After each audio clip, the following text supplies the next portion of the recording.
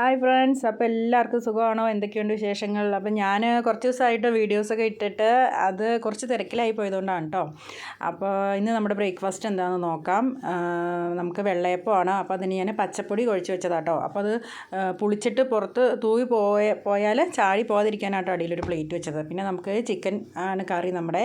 അപ്പോൾ ചിക്കന് കഴുകി വൃത്തിയാക്കി വെച്ചിട്ടുണ്ട്. സവാള, ഉള്ളി, ഇഞ്ചി, പച്ചമുളക്, വെളുത്തുള്ളി, തക്കാളി എല്ലാം അതിൻ്റെ അടുത്തടുത്ത് നമ്മൾ സെറ്റ് ചെയ്ത് വെച്ചിട്ടുണ്ട് കേട്ടോ. അപ്പം ഞാൻ ആദ്യം സവാള വഴറ്റി കൊടുക്കുവാണേ. അപ്പം നല്ല മഴയായിരുന്നു. അപ്പം നമ്മൾ മഴയെല്ലാം കണ്ടുകൊണ്ട് ഇന്ന് കുക്ക് ചെയ്യണം എനിക്ക് ഭയങ്കര ഇഷ്ടമാണ് കേട്ടോ. പിന്നെ എൻ്റെ കറിവേപ്പില അവിടെ നിൽപ്പുണ്ട്, നിങ്ങൾക്ക് നോക്കിയാൽ കാണാം. അപ്പോൾ ആ കറിവേപ്പില ഞാൻ എപ്പോഴും നോക്കും കേട്ടോ. ഞാനിങ്ങനെ കുക്ക് ചെയ്തുകൊണ്ടിരിക്കുമ്പോഴൊക്കെ ഇടയിൽ അങ്ങോട്ട് നോക്കും. എന്നാന്ന് വെച്ച് കഴിഞ്ഞാൽ എൻ്റെ കറിവേപ്പില വളർന്നോ, അതിനെന്തെങ്കിലും പുഴുവോ വല്ലതും കയറിയിട്ടുണ്ടോ എന്നെല്ലാം ഇവിടെ നിന്ന് ഇങ്ങനെ നോക്കും. എനിക്ക് ഭയങ്കര സന്തോഷം കേട്ടോ അതിങ്ങനെ വളർന്നു വരുന്നതോറും. ആദ്യം കുഞ്ഞായിരുന്നു കേട്ടോ. ഇപ്പം എനിക്ക് അടുക്കളയിൽ നമുക്ക് നേരെ നിന്ന് കഴിഞ്ഞാൽ തന്നെ കാണാൻ പോയതിന് പൊക്കത്തിലായിട്ടോ.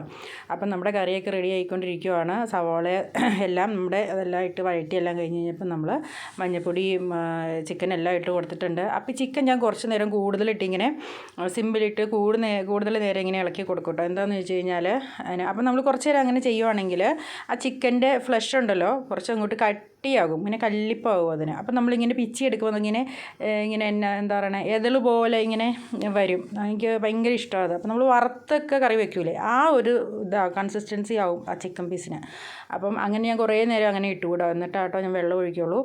അപ്പം നമ്മൾ അതിന് ശേഷം പൊടികളെല്ലാം ഇട്ട് കൊടുത്തു, നമ്മുടെ ചൂടുവെള്ളമെല്ലാം ഒഴിച്ചു കൊടുത്തു. ചിക്കൻ കറി നമ്മൾ റെഡിയായി കഴിഞ്ഞു.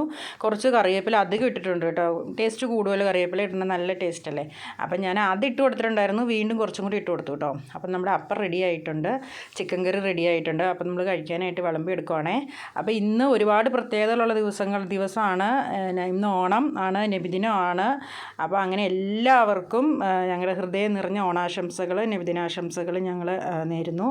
അപ്പോൾ അത്രയൊക്കെ ഉള്ളൂ. ടാറ്റാ.